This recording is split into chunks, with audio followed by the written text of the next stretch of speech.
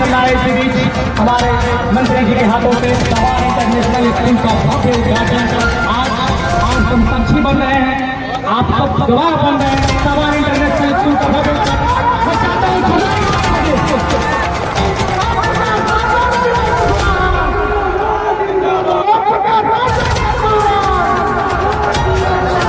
एक समस्या हुआ लोग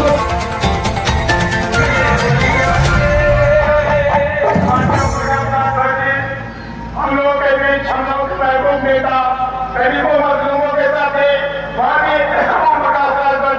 कैबिनेट मंत्री उत्तर प्रदेश सरकार हम लोगों के बीच आ चुके हैं।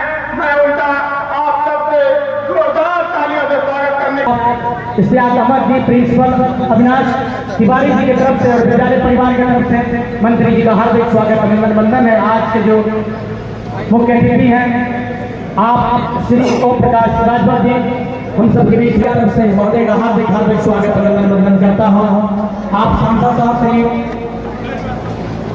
रविंद्र कुशवाहा जी, श्री छठूराम जी, आलोक रुदा जी, जेपी जायसवाल जी, समरजीत जी, उमा शंकर सैनी जी की तरफ से मंत्री जी का हार्दिक स्वागत अभिनंदन वंदन है। विद्यालय परिवार की तरफ से स्वागत और इस विद्यालय परिवार की तरफ से मंत्री जी का स्वागत हो रहा है, माल्यार्पण हो रहा है। स्वागत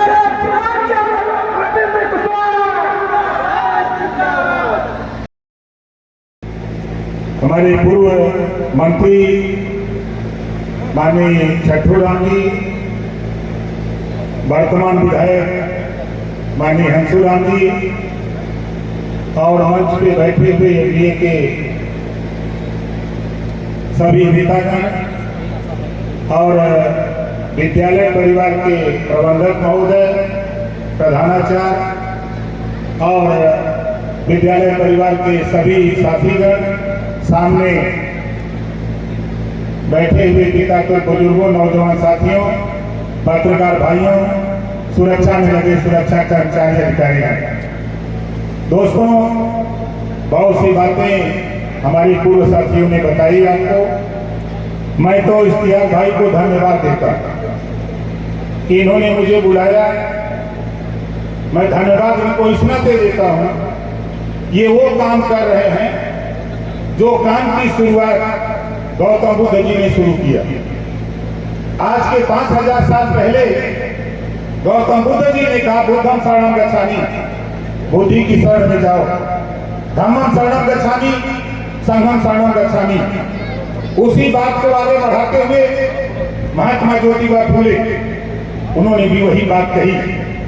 उसी बात को आगे बढ़ाते हुए सावित्रीबाई फूले ने उस काम को आगे बढ़ाया।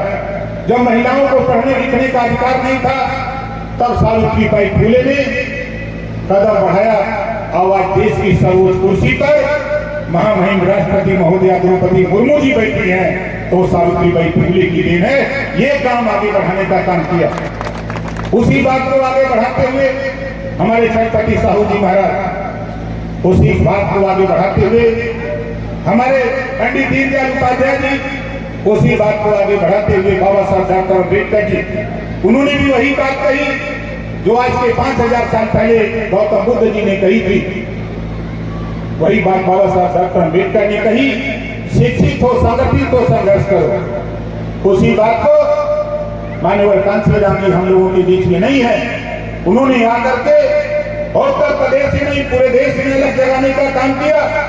उन्होंने भी वही बात बताई जो हमारे महापुरुषों ने लड़ाई लड़ी। उसी लड़ाई को आगे बढ़ाते हुए माननीय कांशीराम जी ने हम लोगों को पैदा किया, हमारे जैसे लोगों को, लाखों लोगों को पैदा किया। और आज उसी बात को आगे बढ़ाते हुए हमारे भाई इस्तियाक जी जो काम कर रहे हैं, हमारे महापुरुषों के संघर्ष को आगे बढ़ा रहे हैं, इसके लिए मैं इनको धन्यवाद देता हूं, बधाई देता हूं। आप वो काम कर रहे हो जो एक मिसाल काम है।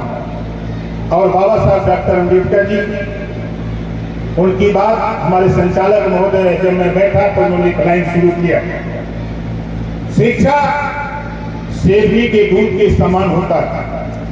जो शिक्षा रूपी दूध को पी लेता है वह शेर की तरह दहाड़ता है, जो नहीं पी पाता है वो जानवर की तरह दर ठोकर खाता है, वो जानवर की तरह दर ठोकर खाता।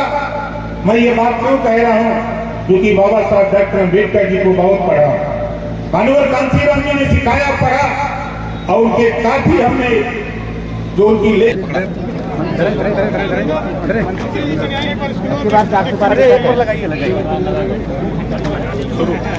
आपकी बार 400 पार की क्या कहेंगे? देखिए, आज हम लोग जो इधर आए हैं आपके साबान इंटर स्कूल के उद्घाटन पे, जी जी, हम लोगों का प्रयास है कि प्रदेश और देश में शिक्षा बेहतर जी। हो, लोग पढ़े लिखे, तभी हम लोग आगे बढ़ेंगे, तभी जो सपना है आपका है वो साकार होगा। सर घोसी में क्या कमाल करने वाले? पूरे उत्तर प्रदेश में ही नहीं, जो माननीय योगी आदित्यनाथ जी का जो सपना है, उत्तर प्रदेश की 80 की 80 लोकसभा सीट, और देश में जो माननीय प्रधानमंत्री जी का सपना है वो 400 पार, 4 जून आपके स्क्रीन पर 400 पार। घोसी में राजीव राय ने कहा है कि जो विधानसभा का नतीजा था वो लोकसभा का नतीजा होने जा रहा है, इस पे क्या कहेंगे आप?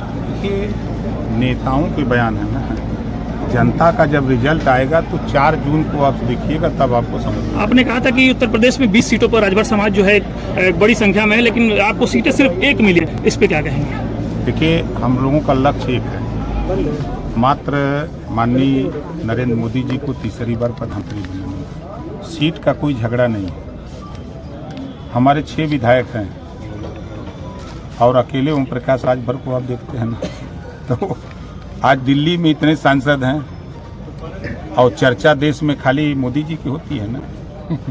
आपने बिहार में भी 2 से 3 सीटों की मांग की थी, लेकिन भाई मांग की शेयरिंग हो चुका है। हाँ, हो गया है ना, अभी तो होने दीजिए ना। बलिया में अभी तक आपकी सीटें का कोई उम्मीदवार नहीं उतर पाया है, और सलेमपुर में भी विपक्ष सपा या बसपा कोई कैंडिडेट नहीं आया है। क्या इसे ओम प्रकाश राजभर का डर कहा जाए? सलेमपुर में भी तक कोई कैंडिडेट नहीं है। पूर्वांचल ही नहीं, पूरे उत्तर प्रदेश में विपक्षियों का खाता नहीं खुलेगा, झूठे सब लड़ रहे हैं। इन लोगों को पर्चा नहीं भरना चाहिए, पैसा बर्बाद न करें।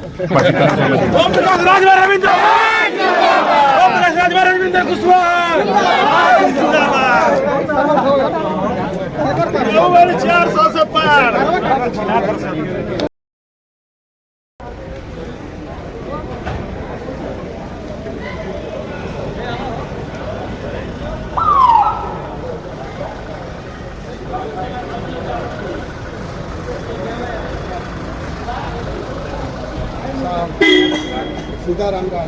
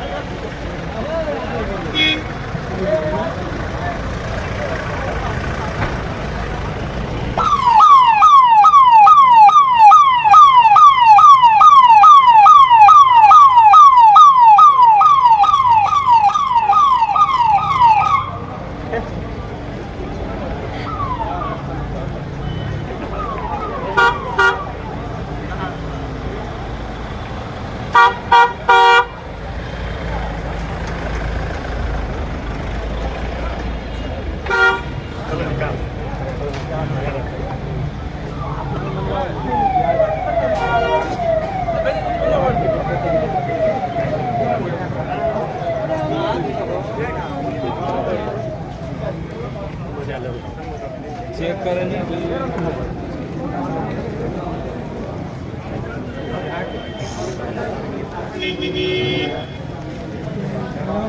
ठीक ठाक।